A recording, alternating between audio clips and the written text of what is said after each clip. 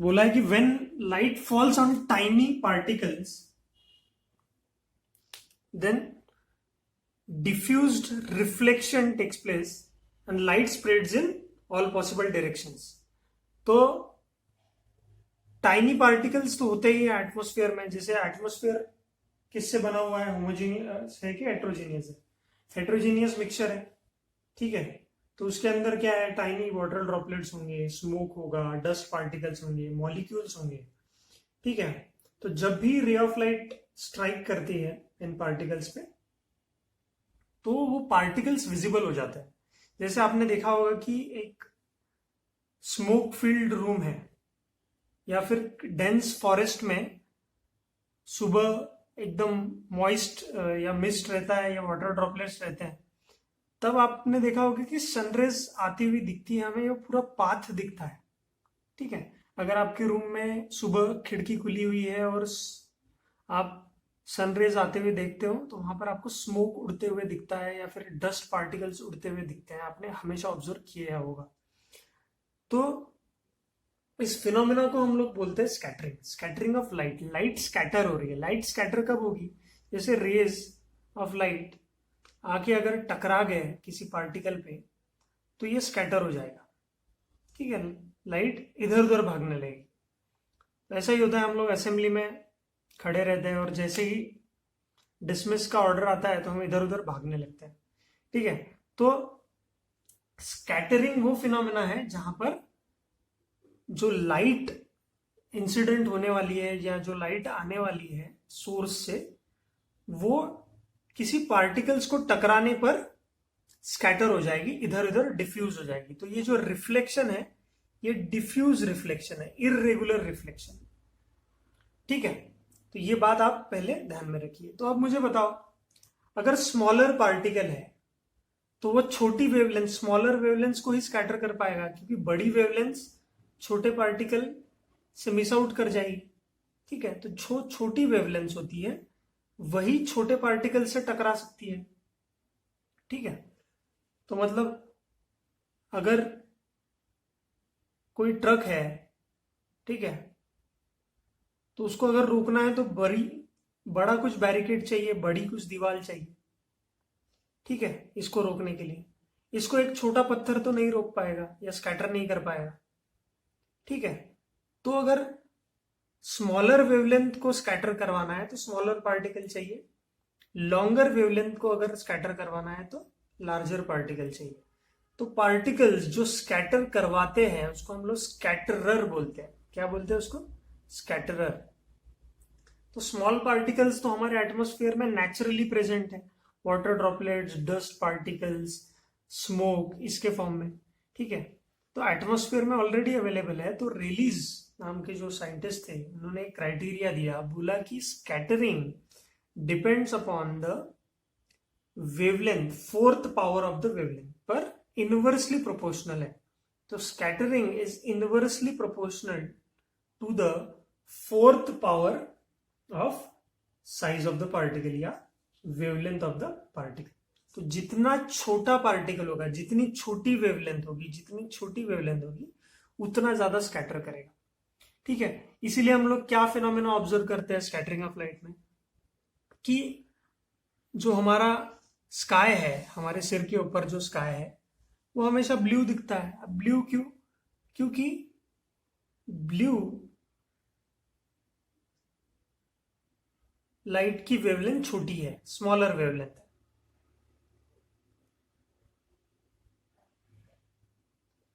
और रेड सबसे ज्यादा वेवलेंथ है, लार्जर वेवलेंथ है ना, लार्जर वेवलेंथ है। तो जो छोटी वेवलेंथ होगी वो ज्यादा फैलेगी, ज्यादा स्कैटर हो जाएगी इधर उधर, ठीक है। तो इसीलिए हम लोग स्काई ब्लू देखते हैं, ठीक है। फिर हम लोग ये क्लाउड क्यों व्हाइट अपीयर करते हैं या सनराइज सनसेट के टाइम पे रेडिश क्यों हो जाता है ना स्काई, इसके बारे में बात करेंगे। तो इसका जो प्रैक्टिकल एक्सपेरिमेंटल एविडेंस या प्रूफ एक टेंडल नाम के साइंटिस्ट ने दिया। तो this is called as Tyndall effect. तो टेंडल इफेक्ट आपको घर के अंदर जो स्मोक फील्ड या अगरबत्ती धूप का जो धुआं आता है रूम में, और अगर सनलाइट आती है ना, उस समय देखने को मिल जाएगा। वही एक एक्सपेरिमेंट है। या आप अगर सुबह ट्रेकिंग पे या फिर ऐसे कुछ मॉइस्ट ऐसे डेंस फॉरेस्ट में जाते हो तो उसकी कैनोपी पे आपको सनरेज आपको दिखती है। ठीक है, आपने मूवीज में भी देखा होगा बहुत बार। ट्राइनी वाटर ड्रॉपलेट्स जो सुबह की ओस पड़ती है, बूंदे पड़ती है, अगर तब सनराइज आप देखोगे तभी आपको रेज ऑफ लाइट का पाथ देखने को मिलेगा, क्योंकि वो हर जगह फैलने की कोशिश कर रहा है। तो ये बहुत चीज एक इंपॉर्टेंट है। ये दोनों फैक्टर्स आपके लिए बहुत इंपॉर्टेंट है। फिर जो फिनोमेनाज हम लोग देखते हैं, उन फिनोमेनाज को हम टाइंडल इफेक्ट से प्रूव कर सकते हैं, है ना, कोई बड़ी बात नहीं है। तो प्लीज आप इन सब चीजों को नोट करो। स्कैटरिंग ऑफ लाइट बहुत इंपॉर्टेंट है, इसके फिनोमेनाज बहुत इंपॉर्टेंट है, आपको थ्योरी एग्जाम्स में पूछा जाता है। ठीक है, स्कैटरिंग ऑफ लाइट जो ये फिनोमेनन है वो किस वजह से हो रहा है कि हमारा जो एटमॉस्फेयर है वो एकदम हेट्रोजीनियस मिक्सचर है माइन्यूट पार्टिकल्स का। ठीक है, जिसमें हम बोल रहे हैं कि स्मोक है, टाइनी वाटर ड्रॉपलेट्स है, सस्पेंडेड पार्टिकल है, डस्ट है, मॉलिक्यूल्स ऑफ एयर है। ठीक है, तो इन सब के ऊपर जब लाइट स्ट्राइक करती है, ठीक है, तो पाथ ऑफ लाइट विजिबल हो जाता है। तो ये डिफ्यूज रिफ्लेक्शन है। जैसे अगर रेगुलर रिफ्लेक्शन होता तो रेज ऑफ लाइट आके पैरेलली आती और पैरेलली चली जाती, लेकिन कोई पार्टिकल है एटमॉस्फेयर में तो लाइट जब छोटी वेवलेंथ आती है तो टकरा के इधर उधर फैल जाएगी, है ना। तो ये diffuse reflection, irregular reflection, diffused reflection. तो डिफ्यूज रिफ्लेक्शन का फायदा यह है कि डिफ्यूज रिफ्लेक्शन की वजह से ही हम लोग सराउंडिंग को देख पाते हैं। ठीक है, सराउंडिंग को देख पाते हैं। डिफ्यूज रिफ्लेक्शन के बिना हम सराउंडिंग को देख नहीं पाते। ठीक है, तो यहां पर रेलिस नाम के साइंटिस्ट ने हमें बताया कि जो जितना छोटा पार्टी ज़्यादा स्कैटर होता है उसकी वेवलेंथ उतनी ही कम होती है। तो उसका power 4 inversely proportional to the fourth power of the wavelength. इसके साथ हम लोग स्कैटरिंग करेंगे। अब क्या हो रहा है कि जैसे ही हमने बोला कि स्कैटरिंग फिनोमेना हो रहा है तो वेवलेंथ हमें पता होनी चाहिए। तो जैसे आपने देखा कि प्रिज्म में सबसे ज़्यादा वॉयलेट लाइट डेविएट हुआ था और सबसे कम रेड। तो रेड का वेवलेंथ हाई होता है, तो वेवलेंथ लैम्बडा आर बहुत लार्जर वेवलेंथ होती है, और वही वॉयलेट का जो वेवलेंथ होता है वो बहुत छोटा होता है। ठीक है, तो आपने देखा होगा कि ट्रैफिक सिग्नल में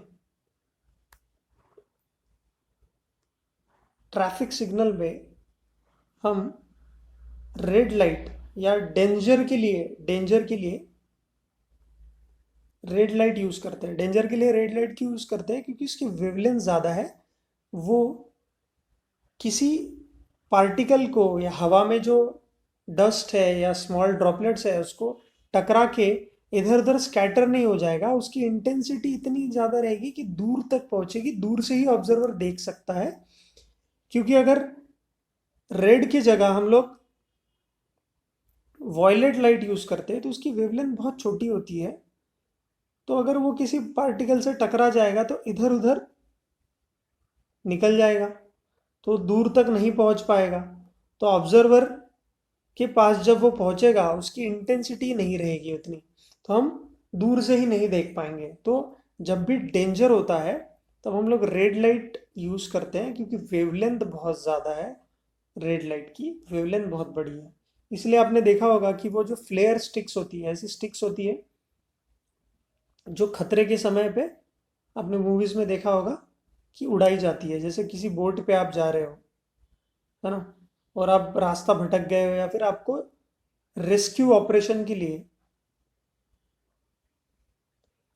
के लिए किसी को मदद मांगने के लिए बुलाना है, तो आप क्या करते हो कि ये जो फ्लेयर होते हैं, जो स्मोक निकलती है जिसमें से, है ना, वो स्मोक रेड कलर का होता है, क्योंकि रेड कलर की वेवलेंथ ज़्यादा होने की वजह से वो इधर उधर नहीं फैलेगा, वो एक जगह कॉन्सेंट्रेटेड रहेगा ये, है ना, और वो दूर तक जाएगा विदाउट गेटिंग स्कैटर्ड, बहुत ज़्यादा स्कैटर नहीं होगा।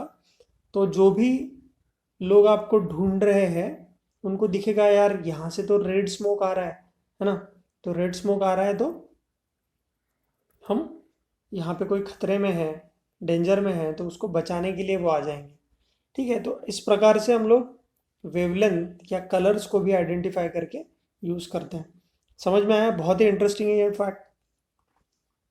देन टेंडल नाम के जो साइंटिस्ट है उन्होंने बोला कि यार ये जो अगर ट्रू सॉल्यूशन है, कुछ पानी है जो एकदम ट्रू सॉल्यूशन है, इसमें कोई मिलावट नहीं है, उसमें से अगर आप रे ऑफ लाइट को आप पास करोगे तो रे मतलब रिफ्लेक्ट नहीं करती, स्कैटर नहीं करती, स्कैटरिंग मिनिमम हो जाता है। लेकिन अगर वही उसमें आप कोलाइडल सॉल्यूशन डाल दो, छोटे छोटे पार्टिकल्स डाल दो, ठीक है, तो जैसे हमने डिस्कस किया है कि अगर खिड़की से सनरेज आ रही है सुबह घर पे, और हम देखते हैं कि उसमें डस्ट उड़ते हुए हमें दिखता है इजीली, जस्ट बिकॉज एयर के जो पार्टिकल्स है, डस्ट है, उससे रेज रिफ्लेक्ट करके हमारी आंखों में जा रही है और हमें पाथ ऑफ लाइट दिखता है। ठीक है, बाकी दोपहर के समय में आपको ये ऑब्जर्वेशन नहीं होगा। ठीक है, एक स्लिट से जब आती है रे तब आपको ऑब्जर्वेशन मिलता है।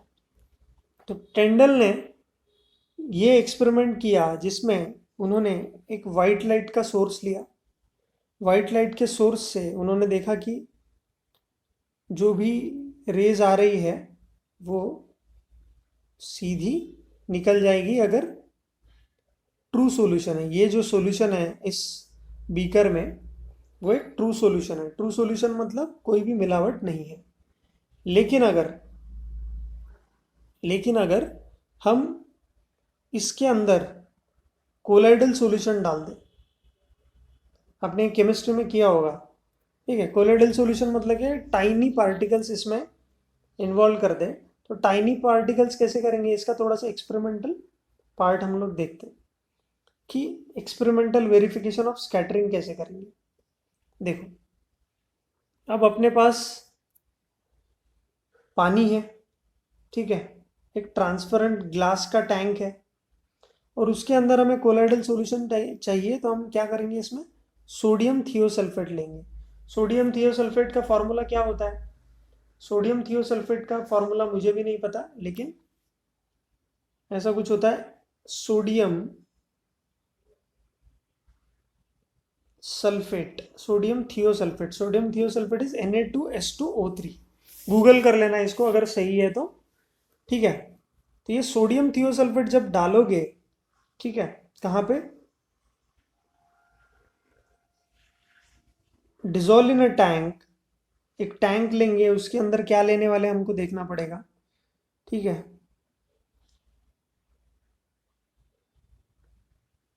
सल्फ्यूरिक एसिड लेने वाले हैं क्या, लिखा हुआ है यहाँ पे, allow a beam of light to pass through the hole, allow the beam of light to pass through a tank, ऐसा बोल रहे हैं ना, and obtain a sharp circular whole,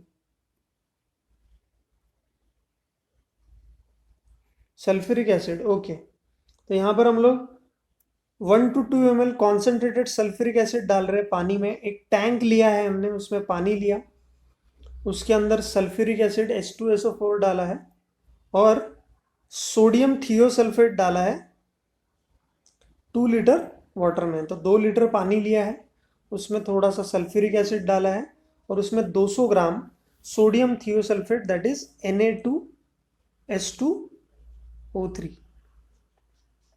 ठीक है, ये डाला है हमने। तो अब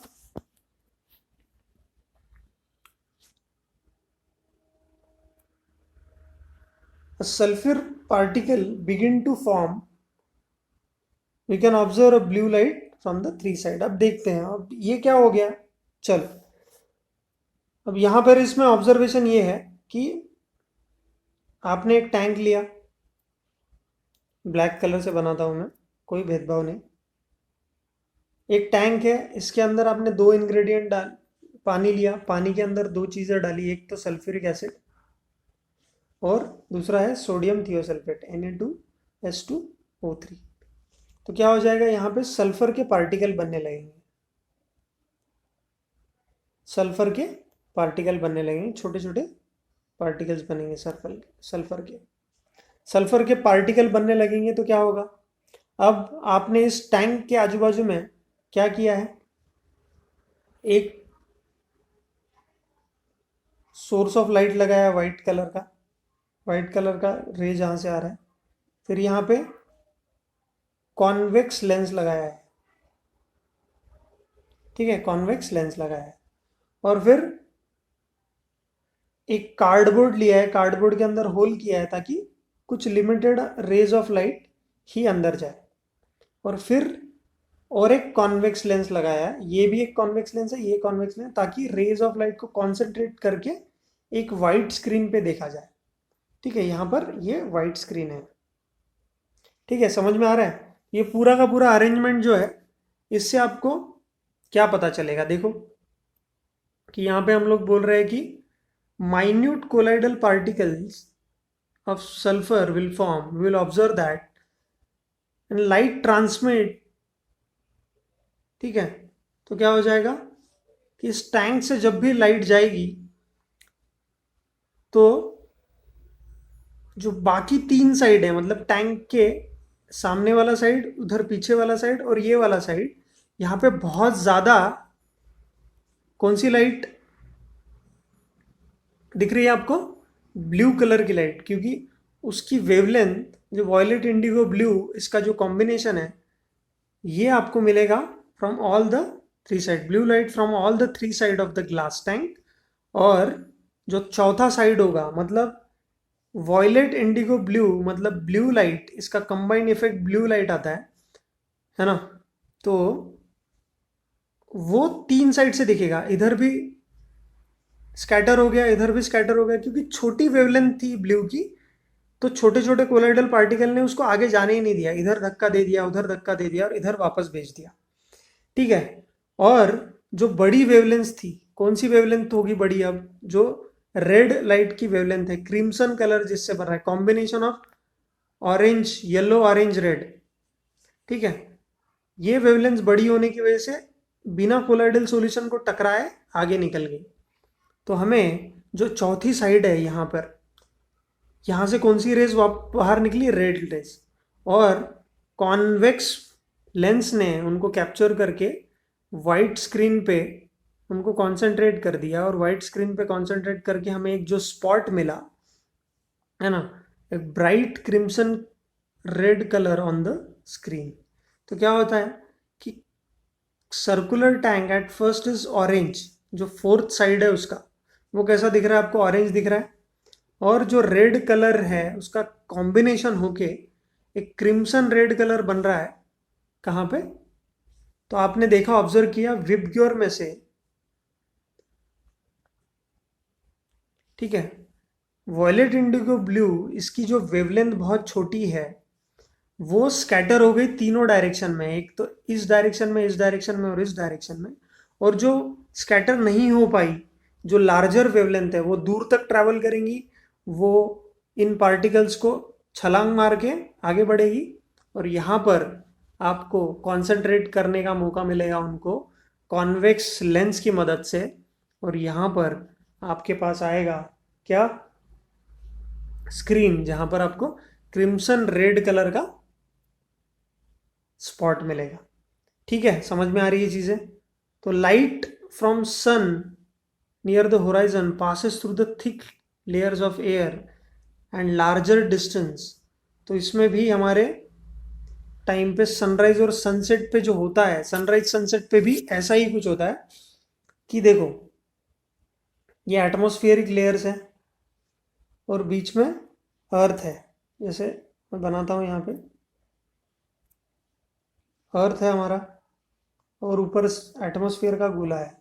तो जब हॉराइजन पे होता है, मैं छोटा बना दिया, तो सन जब हॉराइजन पे है तब लाइन ऑफ साइट पे अगर ऑब्जर्वर यहाँ देख रहा है, तो जो भी रेज होंगी वो रिफ्रैक्ट करेंगी और स्कैटर भी करेंगी। तो जो छोटी छोटी वॉयलेट इंडिगो ब्लू लाइट होगी वो स्कैटर करके दूर इधर उधर फैल जाएगी, और जो नहीं फैलेगी और ऑब्जर्वर की आंखों तक पहुंचेगी वो होगी रेड लाइट। तो इसलिए हॉराइजन जब सूरज डूबता है या सनराइज होता है या सनसेट होता है, उस समय पे हमको जो कलर दिखता है हमारे स्काई का वो रेड होता है, just because of the refraction. और ये टेंडल इफेक्ट ने हमें बताया।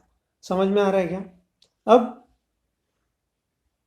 ये जो लिखा हुआ है यहाँ पे कि sun near the horizon passes through the thick layer of, thick layer मतलब बहुत ज़्यादा स्कैटरिंग हो जाती है छोटी light, larger distance in the earth's atmosphere therefore before reaching the eyes, है ना।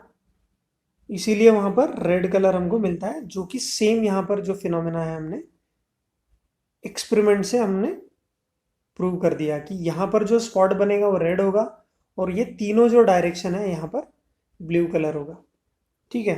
तो light from the sun travels very short distance at moon. Moon से अगर देखोगे सन को तो सन वाइट अपीयर करेगा, क्योंकि वहाँ पर एटमॉस्फेयर ही नहीं है। ठीक है। तो वहाँ पे कोई स्कैटरिंग का सवाल ही नहीं पैदा होता। तो ऐसे सवाल आपको पूछे जाते हैं कि मून पे आपको, मून से अगर देखोगे सन को तो कैसा दिखेगा। ठीक है। अब यहाँ पर क्या हो रहा है कि a little of blue and violet colours are scattered.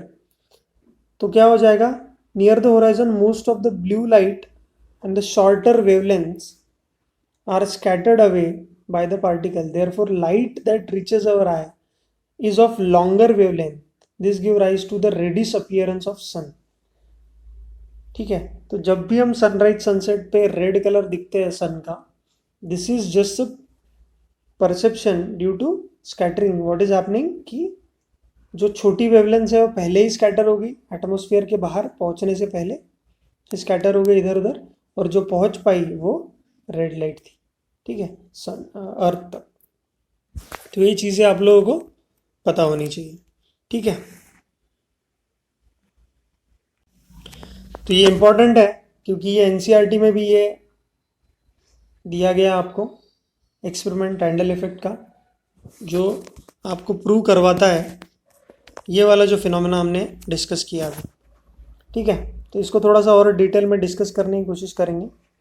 जैसे मैं इसको यहाँ पर ब्लैक ही लेता हूँ कलर, सो दैट आपको समझ में आए। तो देखो सन अभी ओवर हेड है।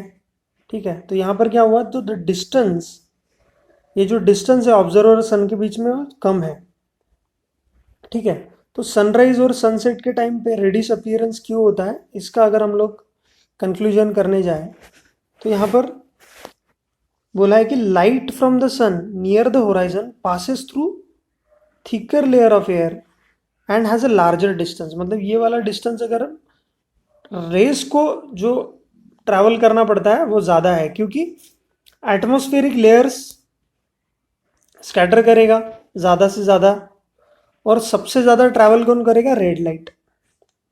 अब डायरेक्ट जब सन ओवरहेड होता है तो ट्रैवल एट नून सबसे ब्राइटेस्ट सन होता है। जैसे होराइजन पे अगर होराइजन के नीचे है, होराइजन के ऊपर है, तो होराइजन के नीचे है तब रेस को सबसे ज़्यादा ट्रैवल करना पड़ेगा और रेड लाइट ही यहाँ तक पहुँचेगी। तो हमें पता है कि हमारा जो सन यहाँ पे है वो यहाँ दिखेगा, अपेरेंटली वहाँ पे दिखेगा, और रेड कलर भी हमको दिखेगा।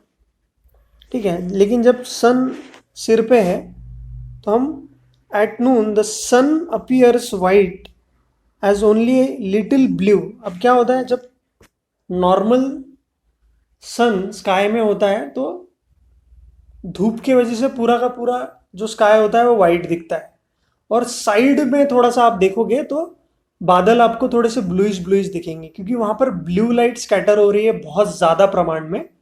ठीक है, साइड में। लेकिन जब सनराइज सनसेट होता है तो जब स्पेसिफिकली आप होराइजन पे देखते हो तब आपको रेडिश दिखता है स्काई, लेकिन आजू बाजू का स्काई अब लाइट है ही नहीं तो थोड़ा सा डार्क दिखेगा। ठीक है, इधर समझ में आ रहा है। तो इसको अच्छी तरह से पढ़ो, इसमें कंफ्यूजन वाली कोई बात नहीं होनी चाहिए। ठीक है। फिर आपको why does sky appear blue, ये पूछा जाता है why is the colour of sky is blue, क्योंकि सिंपल सा फैक्ट है कि मॉलिक्यूल्स एयर के एकदम फाइन पार्टिकल्स होते हैं और एकदम शॉर्टर वेवलेंथ होती है यहाँ पे ब्लू कलर की, है ना। और रेड कलर की जो वेवलेंथ होती है वो बहुत बड़ी वेवलेंथ होती है। तो स्कैटरिंग ऑफ ब्लू लाइट बहुत ज़्यादा होने की वजह से हमारी आंखों में हर जगह से ब्लू ब्लू ब्लू ब्लू ही पहुंच रहा है, तो हमें आसमान ब्लू दिखता है। और एक बात है कि जो हमारी आंखें हैं it is more sensitive to violet indigo blue, ठीक है। उसके जो रिसेप्टर्स है हमारे रेटिना में, तो इसका ओवरऑल इफेक्ट ब्लू मिलता है। जैसे वॉयलेट इंडिगो ब्लू अगर आप तीनों को एक साथ देखने की कोशिश करो तो ब्लू ज़्यादा प्रोमिनेंट दिखता है। तो सबसे छोटी छोटी वेवलेंथ एटमॉस्फेयर में स्कैटर हुई वो है ब्लू लाइट, इसलिए आसमान पूरा का पूरा ब्लू दिखता है, ठीक है। अब बोला है कि the scattered blue light enters our eyes and if earth has had no atmosphere there would not be any scattering, ठीक है। and the sky would look dark obviously and the sky appears dark to passenger fly very high altitude as scattering। तो जो थोड़ा सा बादलों के ऊपर उड़ते हैं उनके लिए प्रोमिनेंट हाइट्स पे, या फिर हम लोग एस्ट्रोनॉट्स को बोलोगे पूछोगे तो बाकी उनको उनके लिए तो स्काई कैसे दिखेगा, उनके लिए स्काई तो डार्क ही दिखता है। इसीलिए हमने जो डिस्कस किया कि डेंजर सिग्नल्स जो होते हैं वो रेड कलर के ही क्यों होते हैं, इसके बारे में आपको पूछा गया है कि red colour is least scattered by fog और smoke therefore can be seen in the same colour as at distance. इसीलिए ट्रैफिक सिग्नल्स में भी आपको रेड कलर ही स्टॉप सिग्नल के लिए होता है, ठीक है, ताकि आप लोग सिग्नल तोड़ के भाग ना जाओ। समझ में आ रहा है आपको? तो प्लीज़ ये थियरी आप पढ़िए, मैंने कोशिश की है कि जितना हो सके उतना समझा सकूं, बाकी सब आपको पढ़ना है, ठीक है। थैंक यू सो मच, मिलते हैं फिर।